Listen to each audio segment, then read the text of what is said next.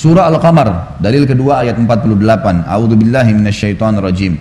Yauma yushabuna finnari ala wujuhihim dzuqu massa saqar. Ingatlah pada hari mereka diseret ke neraka jahanam di atas muka mereka. Jadi orang-orang yang masuk neraka jahanam tidak ada lagi cuma sekedar digiring, didorong, dimasukkan neraka, enggak. Ditaruh wajahnya di tanah, diseret wajahnya. Itu jelas sudah luka berdarah, dilempar lagi ke dalam api neraka, dibakar. Wa na'udzubillah. Dan dikatakan lagi pada mereka, rasakan sentuhan api neraka atau ya lalapan api neraka. Saksi bahasan kita di sini adalah masalah adanya api neraka tadi yang disebutkan di dalam ayat. Ya, ada ancaman. Kemudian masuk kepada hadis Nabi Muhammad SAW diriwayatkan Imam Bukhari Muslim, dan itu bisa dilihat di footnote-nya nomor 99 footnote-nya di bawah. Adi bin Hatim radhiyallahu anhu meriwayatkan Rasulullah SAW bersabda, ittaqun nara walau bisyiqqi tamra faman lam yajid fa bi kalimatin thayyibah. Ya. Takutlah kalian kepada neraka, ya, dengan menyedekahkan walaupun cuma secuil kurma. Barang siapa yang tidak menemukan, tidak sanggup, maka dia berkata-kata yang baik. Hadis ini ada penyebabnya. Jadi Nabi SAW pernah melihat di pintu gerbang Madinah, masuk ke Madinah, ada beberapa orang yang miskin sekali kelihatan. Wajah mereka kelihatan karena susahnya sampai kulitnya merah kehitam-hitaman gitu kan. Badan mereka kurus, kain yang di baju mereka, di badan mereka cuma satu lembar yang kalau ditiup angin tersingkap. Maka Nabi SAW sebelum sahabat-sahabat ini, orang-orang Badui padang pasir ini datang, beliau naik ke atas mimbar lalu menasihatin para sahabat setelah tahmid kepada Allah Subhanahu wa taala, memuji Allah, lalu membaca salawat buat diri beliau sallallahu alaihi wasallam. Lalu kemudian beliau memotivasi sahabat untuk ya menyumbang, untuk menyumbang. Menyumbanglah, bersedekahlah, itu baik buat kalian, tidak akan berkurang harta seorang hamba karena bersedekah. Sedekah bisa meredam murkahnya Allah. Terus Nabi SAW motivasi sampai keluar hadis ini. Beliau mengatakan, selamatkan diri kalian dari api neraka walaupun dengan ya syiqqit tamr. Syiqqit tamr sebenarnya kalau kita tadi tulis terjemahan secuil kurma ya. Sebenarnya syikq itu lebih tepatnya kalau kalian punya kurma satu di rumah, satu buah, bagi dua. Setengahnya kalian makan, setengahnya bawa ke sini. Saking pentingnya disuruh menyelamatkan diri dari api neraka. Kalau ada orang yang tidak bisa menyumbang buat saudara-saudara ini, minimal dengan kalimat yang baik. Artinya, sabar ya, insya Allah nanti Allah bukakan kalian rezeki. Itu minimal.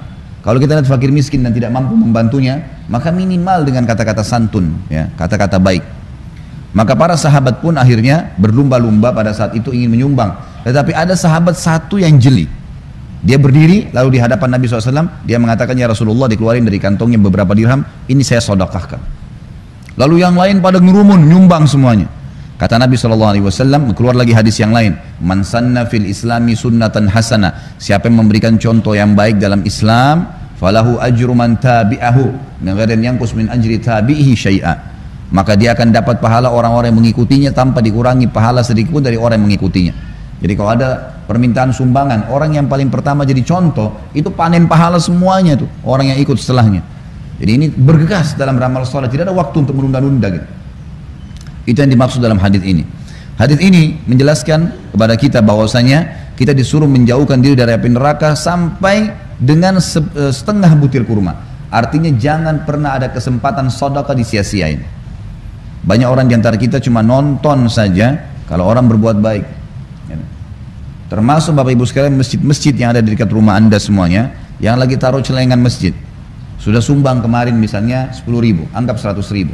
Hari ini lewat, kira-kira nyumbang lagi nggak? Hah? Kenapa nggak nyumbang lagi? Kemarin sudah nyumbang, itu kemarin sudah dicatat sama malaikat. Hari ini nggak pengen buku amal ditulis lagi, sumbang lagi. Ada fakir miskin datang depan rumah, ketuk-ketuk pintu, sudah dibantu kemarin kasih 100.000, datang lagi hari ini. Syaitan pasti goda, ini orang lagi yang datang nih. Alhamdulillah kamu datang lagi, butuh apa? Ini dikasih, kasih bantuan, sumbang. Karena dia yang datang itu hanya dapat manfaat duniawi, hanya itu saja. Kita dapat manfaat ukhrawi, selamat dari api neraka, bisa ninggiin derajat di surga.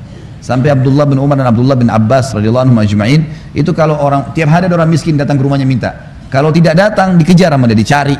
Mana itu orang miskin yang biasa minta? Kita malah bersyukur kalau tidak datang lagi gitu kan.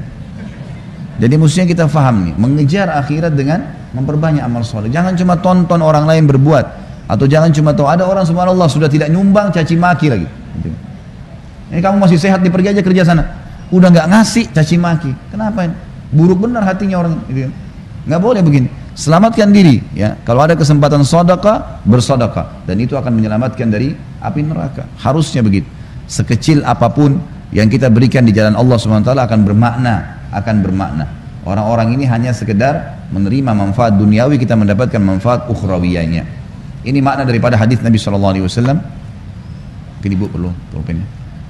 Ini makna hadis Nabi SAW yang tadi, selamatkan diri kalian walaupun dengan setengah kurma saja, setengah kurma. Jadi artinya kalau kau tidak punya kecuali satu bungkus roti, bagi dua, kasih fakir miskin lagi. Sampai seperti itu kita dimotivasi. Uwais Al-Qarni rahimahullah, seorang ulama tabi'in, beliau tuh miskin sekali. Saking miskinnya kalau makan selalu pungut-pungut makanan dari sampahnya orang, sisa makanan. Dicari yang masih bagus, diambil sama dia. Kemudian dibersihin, dipanasin lagi, dibagi dua, kasih orang miskin yang lain setengahnya. Susahnya hidupnya tapi masih bisa berbagi. Kita kadang-kadang melimpah-limpah subhanallah, di rumah dibuang, di sampah, sayang. Kenapa nggak dikasih kepada orang? Ini mesti kita pikirkan agar dimasukkan dalam program menjauhkan dari api neraka dengan bersedekah.